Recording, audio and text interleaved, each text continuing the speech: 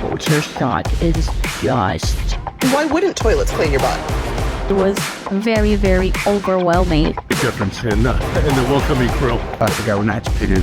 Japan, everybody is more loving towards kids in general. 日本を離れた外国人が帰国した瞬間に感じたのは解放感でも安心感でもありませんでした。うるさい、汚い、なぜ誰もサービスをしないのか。母国に戻ったはずなのにまるで異国に迷い込んだような感覚。これが逆カルチャーショックです。日本を訪れたり住んだりした外国人たちが帰国後に次々と投稿しているその衝撃の体験が今世界中で共感の嵐を巻き起こしています。なぜ彼らはここまで日本を恋しがるのか。その答えは日本の当たり前の中にあります。観光で日本を訪れた外国人がまた来たいと思うのはよく知られています。しかし今 SNS で注目されているのはもっと深い話です。日本を訪れたり長期間住んだりした外国人たちが帰国した直後に投稿した動画や言葉が世界中で共感を集めています。コンビニ、トイレ、接客、空港、そして沈黙の文化。日本では当たり前のことが世界では奇跡だったのです。今回はそんな逆カルチャーショックの体験談を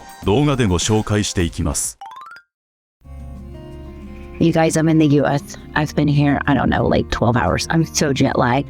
But oh my gosh, the culture shock is just unreal. Like literally from the second you step off the plane.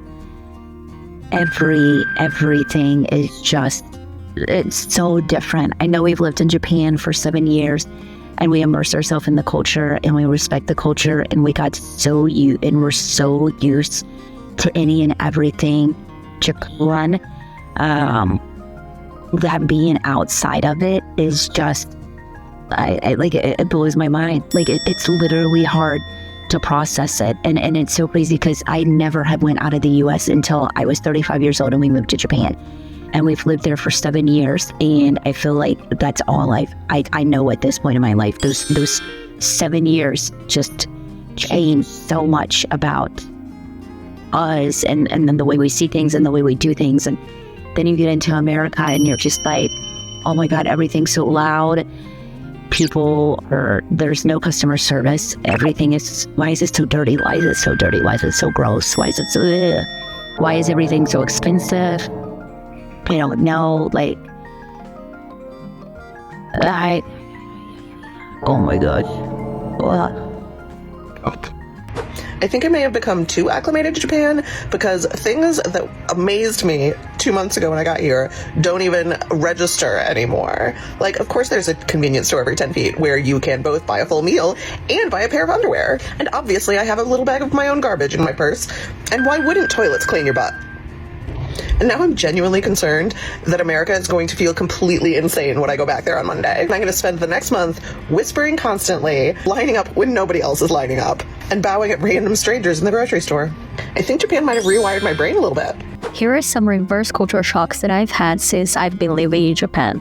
Number 1. Seeing people wearing shoes inside of their houses. Japan, of course, we do not wear shoes inside of the house, but I know that in other countries it is very normal to do so, but I cannot stand when I see videos and I see people wearing shoes inside of their houses because that's nasty. I always get caught off guard when I see that.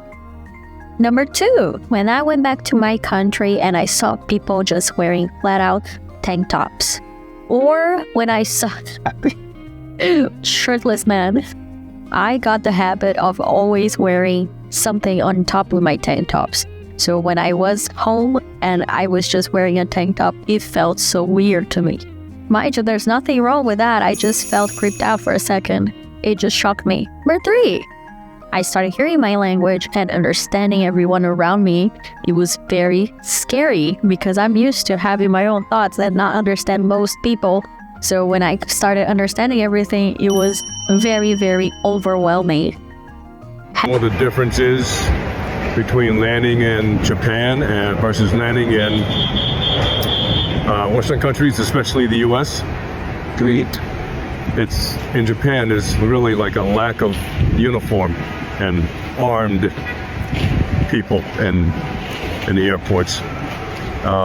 The folks that are welcoming you, the TSA agents, they're dressed like normal, average, everyday folks.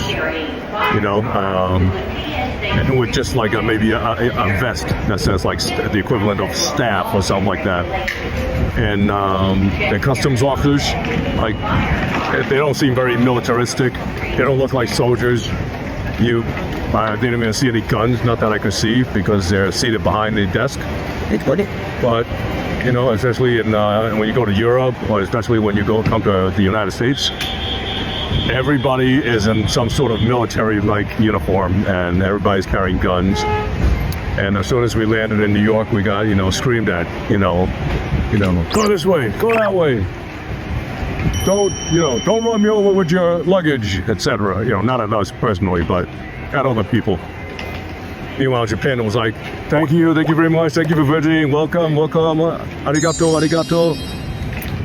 Big difference in the welcoming crew. And what time is it?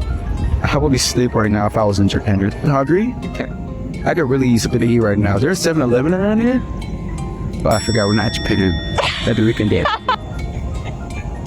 And it's like, the water feels different in Japan. You see those red doors? They remind me of something I would see in Japan. Like they had arigato. It's up. The first time I haven't complained about food since I left Japan. This guy can't take off his Japan clothes. So in Japan. So I've been living in Japan for 15 years, and this is my reverse culture shock when coming back to the States. The first thing is coming back with a baby. I get a lot more judgmental looks from other people. In Japan, everybody is more loving towards kids in general, and if a baby cries, then they'll just say, oh, so poor thing, oh. But in the States, they look at me like I'm a bad mom. Like, all I did this morning was go to the buffet so I could get my food, and I left her with her grandmother at the table, and she had a temper tantrum because I left. There's separation anxiety, and everybody's staring at her. And she cried so hard just because I had left for like 1 minute that another mom came over me to comfort me to tell me that I'm doing a good job as being a mom. Whereas in Japan, everybody would maybe look and say, oh, poor thing, oh, and instead of being like, oh, you're such a terrible mom because your baby's crying your head off. In general, there's more of a love for kids in Japan than in the States, I feel.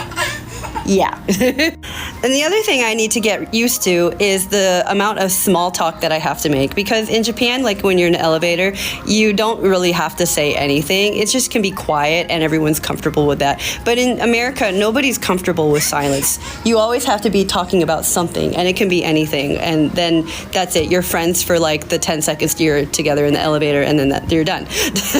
Even the taxi drivers in Japan, you don't need to say anything. It's just sort of this accepted silence between each other, unless the taxi driver is feeling especially friendly. But most of the time, it's just quiet. Whereas in the States, if you're riding with an Uber or a Lyft, it's expected that you make small talk. Otherwise, you probably will get a bad review as a customer.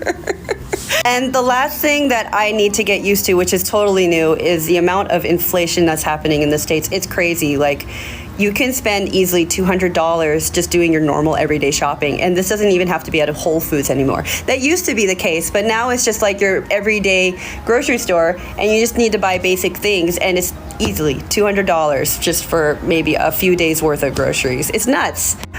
I mean, like I was saying before, I have to pay at least $7 for a coffee that doesn't even taste that good. Whereas in Japan, I pay the equivalent of $4 for a coffee that tastes amazing, and it's a bigger size. And lunches and dinners are a lot more money, and then you have to add the tip on top of that, and I think now 15% is seen as like a lower side tip, and they don't like that as much. And in Japan, I don't have to tip at all. And the lunch will cost you maybe like $6 for this big thing that is very filling and satisfying. So every time I come back to the States, I have this reverse culture shock that I need to readjust to. And those are just a few of the things. 逆カルチャーショックという言葉は一見日本に慣れすぎたといい笑い話のように聞こえます。しかしその本質はもっと深いところにあります。静かな空港、深夜のコンビニ、赤ちゃんへの温かい視線、沈黙を恐れない文化、チップを求めない接客、これらは日本人が意識的に作ってきたものではないかもしれません。長い年月をかけて相手を思いやること、場を乱さないこと、誇りを持って仕事をすること、そういった価値観が社会の隅々にまで染み渡った結果です。外国人たちが恋しがっているのは観光地でもグルメでも景色でもありません。日本に流れるあの独特の空気なのです。それは派手なアピールではありません。誰かを思いやる静かな積み重ねが世界中の人々の心に忘れられない何かを残しています。日本では当たり前の光景が海外の人々にとっては人生で最も安らかだった記憶になるのです。いかがでしたか？この動画が面白いと思った方はぜひグッドボタンとチャンネル登録をお願いします。最後までご視聴いただきありがとうございました。